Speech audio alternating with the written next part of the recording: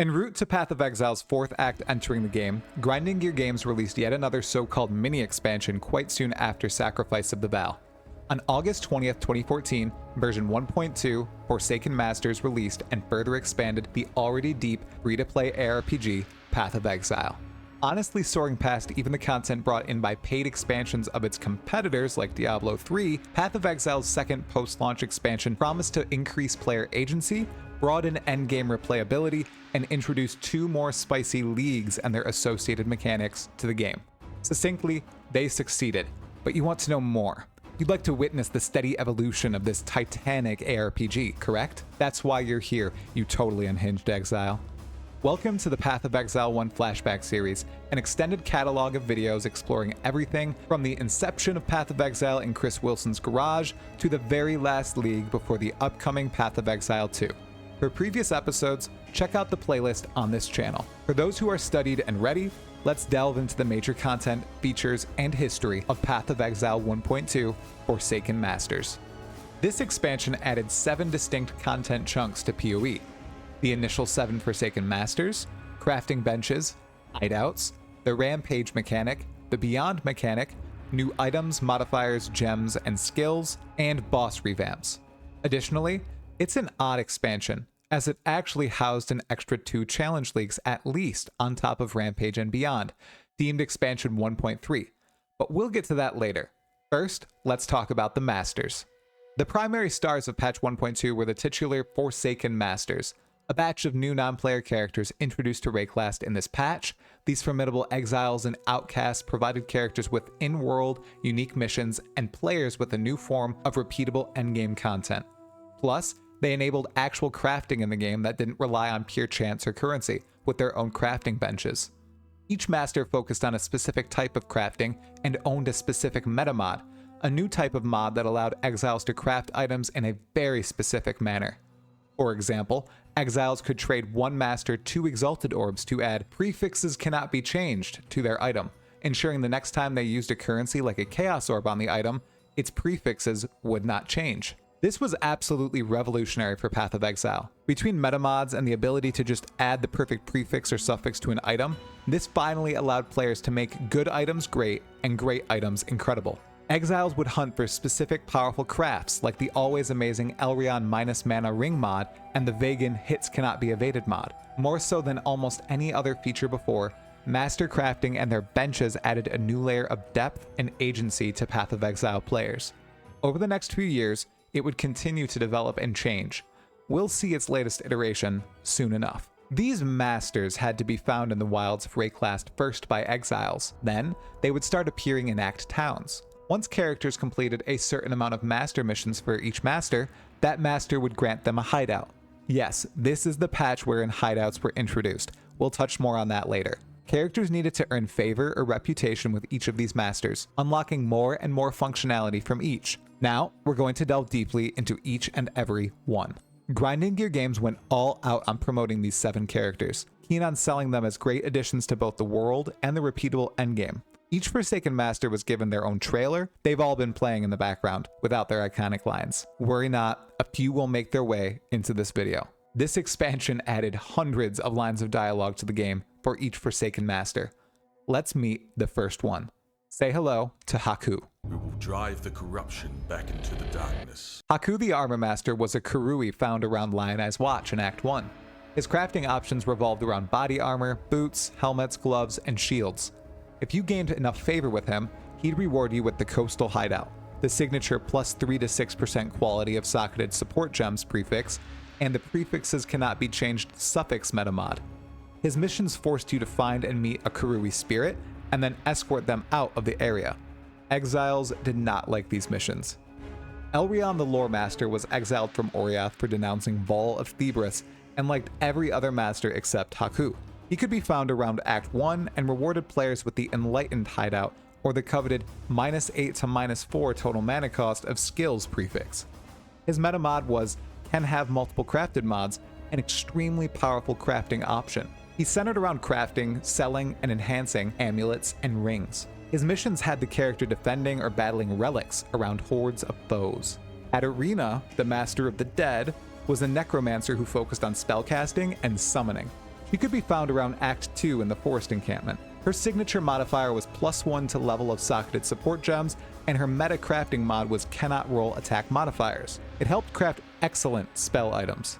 Katarina missions enlisted the Exile to perform tasks with corrupted corpses, including finding, reviving, feeding, returning, and killing them. Sometimes they would be assigned in sequences such as revive, then feed, then return, or find, then revive, and then kill. Tora, the master of the hunt, was a huntress whose crafting took on ranged weapons. You could find her in and around the Forest Encampment in Act 2. Her missions had exiles hunt corrupted beasts, either by finding their dens, then entering them, or tracking the monsters in a map with Tora's help. Her meta mod was suffixes cannot be changed, and her signature mod that only appeared on bows was the 25% chance to cause bleeding on hit prefix. If you ran her missions enough, she would reward you with the lush hideout. Barichi the Master Assassin was found near the Sarn encampment in Act 3.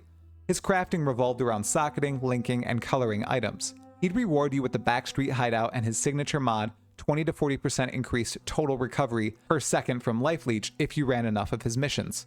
People hated his missions. They required you to assassinate a target, which was a rogue exile. This rogue exile would be surrounded by guards, and you'd need to fulfill some special, totally fine conditions such as kill all the guards, keep the target alive, or keep the target at low life for 10 seconds, assassinate the target, keep all guards alive, and many others. I need not explain why this is difficult in a game like Path of Exile. This was indeed a ripe design choice from GGG. Worry not, Barichi's crafting wasn't powerful or anything. His meta crafting merely allowed you to edit the sockets, links, and colors of corrupted items.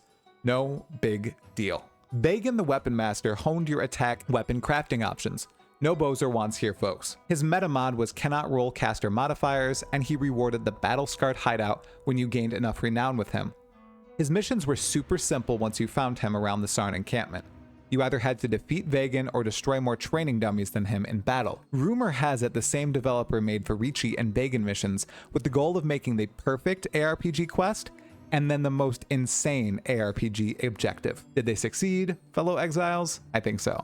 Lastly, we have Zana, the Master Cartographer, likely the most iconic Forsaken Master. Her mechanics and crafting options centered around endgame maps. You'd find her near the end of the campaign. Zana allowed you to add specific modifiers to your maps, such as League mechanics like Nemesis. She would also sell you maps. Over time, Zana has evolved quite a bit, and she was the longest standing Forsaken Master in the future of the game. A fun little fact, Zana's voice changed quite quickly.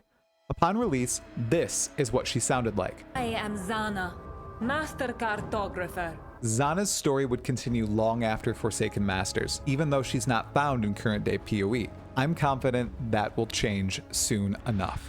Altogether, Master Missions were interesting new slices of Path of Exile content at the time, unlike almost anything else that was in the game. Some players absolutely dreaded certain missions. Barichi and Haku missions in particular were absolutely despised. Other Master Missions were welcome changes of pace and very useful, like Zana missions. Looking back, these were the prototypes for the Master Missions of the present. Basic quests designed for speedy new content delivery and bulk replayability. Additionally, Master Missions introduced the only type of daily style content to Path of Exile, something GGG was definitely experimenting with back then. This isn't something that was expanded upon in any true form, which is a good thing. Dailies aren't great in ARPGs, wherein the content should always be available, findable, or grindable by the players, not gated behind a daily or weekly time limit. Presently, none of the Forsaken Masters exist in Path of Exile as friendly NPCs. Instead, there's a new set we work with who will meet in good time. Curious about what happened to each of the Forsaken Masters? Well, that's the focus of one of PoE's most memorable expansions and present-day content systems. Yes, of course, it's another future topic. Alongside Master Missions and the associated crafting, Hideouts were the third largest feature introduced to the game. Beforehand, players were forced into act towns to chill and trade. However, with the introduction of a private hideout, players could build an escape of their own choosing and trade within it freely. Various hideout skeletons were unlocked via masters, their missions, and reputation. Not long after, they were also sold in the microtransaction store. The hideouts contain most of the functionality any player could get from a town. Additionally, the hideout could be decorated with almost every environmental object found across the entirety of Path of Exile. Other decorations were also sold in the MTX store. As touched on before, hideouts were earned by completing master missions. Hideout size depended on the reputation an exile had with a certain master, and they varied between small, medium, and large. The bigger the hideout, the more masters and their associated crafting mechanisms it could hold. On top of hideouts, players could also earn specific decorations from each master, purchased using reputation. This is a system that would receive a few reworks in the future, ending with the best possible solution for those who love crafting wacky or beautiful hideouts, making decorations of all types completely unlocked and free. 1.2 brought a variety of new uniques into PoE. 2 unique maps, including this one, whose name I cannot pronounce, became droppable. This map contains the absolute best boss fight in all of Path of Exile. It's a gem I look forward to struggling through every league to hit 40 challenges. I just love it so much. Additionally, the unique items Hegemony's Era, the Harvest, and Edge of Madness were created, among others. Almost none of the unique items added this expansion were build or game defining like Headhunter in Nemesis League, but a few interesting Hegemony's Era builds did begin floating around. The staff was the idea and creation of the supporter Hegemony TV, focusing on huge critical hits and the rapid generation of power charges. A little odd thing to focus on here, it's fascinating to go back and look at the accounts of some of these early supporters. This individual, for example, was an absolutely avid player of PoE, getting max challenges in numerous leagues and obviously strongly supporting grinding gear games, but they've disappeared. The last little bit of content from them was in strong support of Fall of Oriath's beta, but that's it. Cherish your time here, folks. Do what you enjoy and spend time with those you love. Our days in this world are fleeting. With that tiny injection of existential dread, let's get back to our totally sane PoE flashback. As I've said before, every good Path of Exile expansion should bring with it new ways to slay monsters. The best way? New skill gems. Forsaken Masters introduced a few. Herald of Ice was added and quickly became everyone's favorite enemy death sound. Herald of Ash came in too, to slightly less fanfare and favoritism than Herald of Ice. The third notable skill gem was Tornado Shot, a skill that's seen plenty of peaks and valleys during its lifetime in Path of Exile. The skill allowed exiles to loose an arrow from a bow that, upon impact with the target location, would split into multiple other separate projectiles. These projectiles dealt the damage, not the initial shot. Additionally, Poacher's Mark, a reliable source of frenzy charge generation, and generosity support, a support character focus gem, arrived. In one of the final number patches of 1.2, another Herald skill was formed by GGG, Herald of Thunder.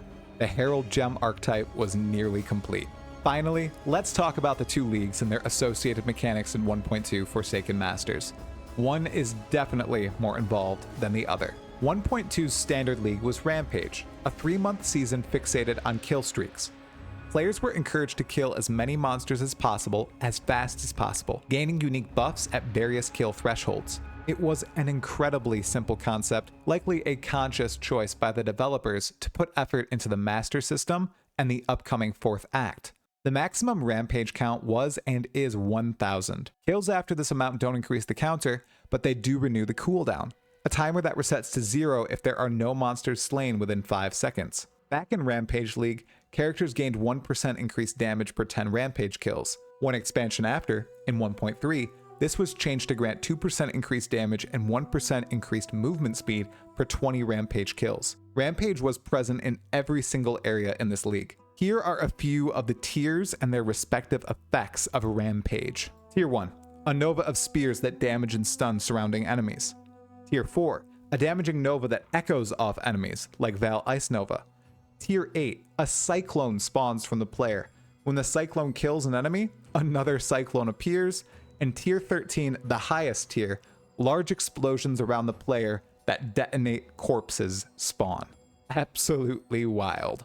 After Rampage ended, it was not added to the game in an always-on manner. However, it remained present on 3 Rampage League unique glove items: Flesh and Spirit, Shadows and Dust, and Null and Void. All interacted with Rampage in a niche and interesting way, giving those who sought the thrill of zooming through numerous packs endlessly and keeping up the Rampage streak a new buff to fawn over. Plus, Rampage was added as a Xana map modifier, allowing players to access the mechanic without using their glove slot in maps, for a cost. 1.2's hardcore league was Beyond, the ever-beloved Beyond. Essentially, it was a mega juicing mechanic that grew the number of monsters in a map. When exiles killed monsters close together, Beyond demons would leap from the corpses. If more monsters were killed close together than usual, a Beyond portal was created. If enough of these small portals spawned, a bigger portal would spawn and create a tougher Beyond demon. If enough of these bigger portals spawned, a huge portal would be conjured, summoning a unique Beyond boss designed to absolutely infuriate players and kill their characters. In Beyond League, all the Beyond demons were simply reskinned regular bandit monsters with blood red coloration. These demons all served the unique Beyond bosses, of which there were 6. Naim, Bending Stone, who could be found in all zones. Ast, Unrelenting Frost, who could be encountered in all zones. Zitiash, Hungering Flame, who could only be found in zones level 15 and up. Bameth, Shifting Darkness, who could only be found in zones level 33 and up. Ephige, Crackling Sky, who could only be found in zones level 45 and up. And Abixoth, the end of all that is, who could only be found in zones level 68 and up. All of these bosses were absolutely legendary and iconic, but are sadly no longer in the game. We're going to look at 2 of them for a moment to ensure we forever remember their totally fair mechanics. Ephige, Crackling Sky, was a formidable unique Beyond demon who wielded one of the League's newly introduced uniques, the Harvest, but didn't focus on physical damage. Ephige, amidst his explosions of blood, used Lightning Warp, Lightning Strike, Bow Storm Call, and a special variation of Ball Lightning that fired electrified projectiles in a nova. He was a tricky fight, but nowhere near the level of degeneracy of Abaxoth, the end of all that is. This was the pinnacle Beyond boss, a huge demon who dual-wielded 2 Edge of Madness weapons. He used Ice Spear with greater multiple projectiles support, Bal Storm Call, Bal Flame Blast, Flicker Strike, Ball Lightning, and Enduring Cry. Plus, he moved with a speed unmatched by few other creatures. All the way until his removal from the game in 3.19, Abaxoth assuredly caused quite a few rage quits, hardcore deaths, and unhinged map experiences, but he has a special place in my heart. Although I didn't play Beyond League, encountering him beyond that was possible, and always on super juiced maps.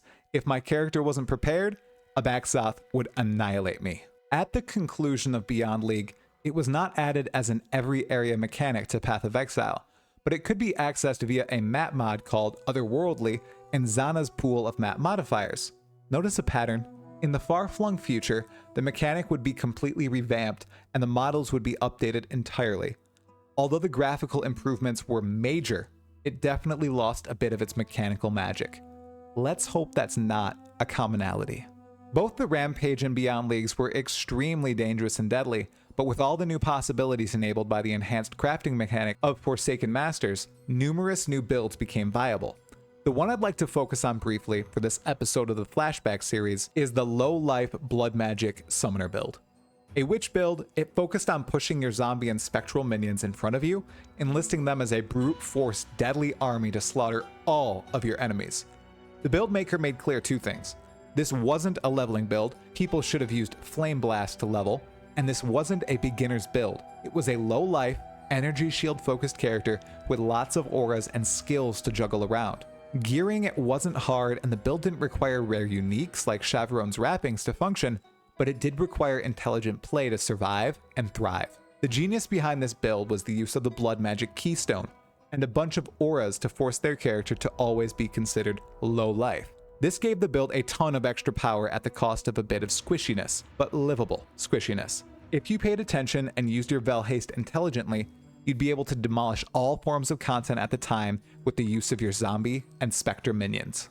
We've already touched heavily on crafting benches, but I thought a brief second pass would be worthwhile. The ability to deterministically add a modifier to an item changed Path of Exile forever. Gone were the days of solely slamming rares with Exalted Orbs, re-rolling with Chaos Orbs in hopes of an amazing set of mods, or just finding the perfect item off the ground, usually a once-in-a-league experience. Now with the crafted modifiers and the set of meta mods, you could strategically build the item you sought, with plenty of chance, trial, and error involved. Since the implementation of this advanced form of crafting, there's been quite a few other additions and numerous quality of life improvements, like the ability to see what type of tag a particular modifier has. We'll discuss all these crafting-centric ideas more once the Flashback series reaches them.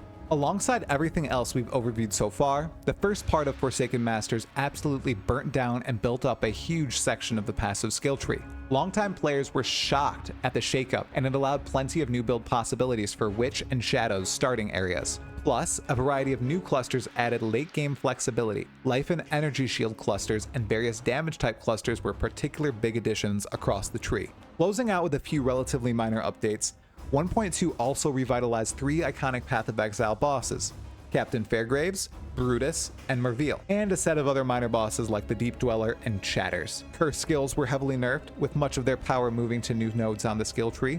Mana costs were reduced across the board. Snapshotting, or the ability to momentarily buff your damage in an unintended way, was removed. New Rogue Exiles entered Rayclast. The UI was improved for visibility and new player clarity. And finally, the optional quest tracker was added, helping players track exactly what part of the campaign they were on and which master missions they were undertaking.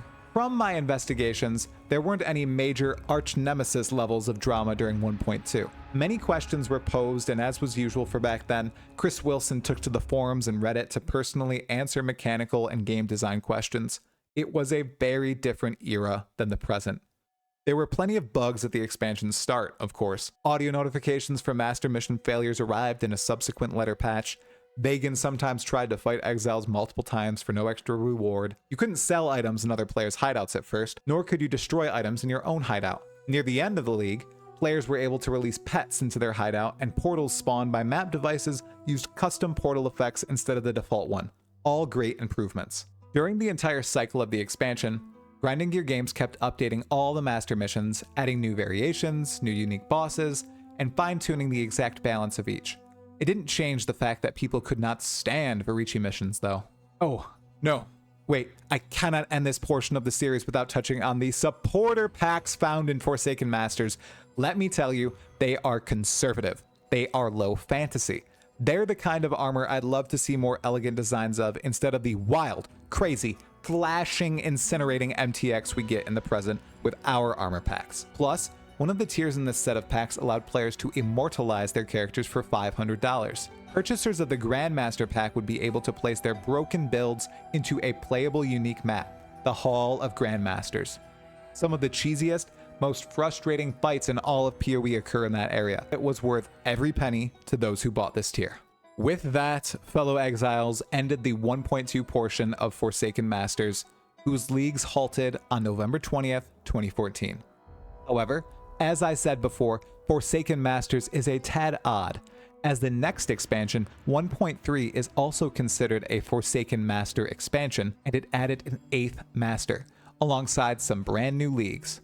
We'll explore that in the next video of the Path of Exile 1 Flashback series, on the road to Path of Exile 4.0, also known as Path of Exile 2. Hey, you totally unhinged exile. If you enjoyed this video, consider watching the videos on screen now.